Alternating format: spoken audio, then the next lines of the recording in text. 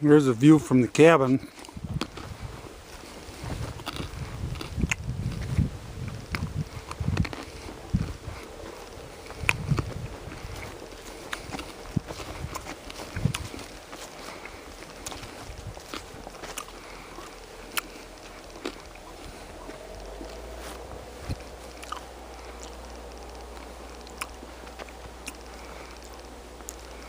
Nothing really done over this way towards the pole barn.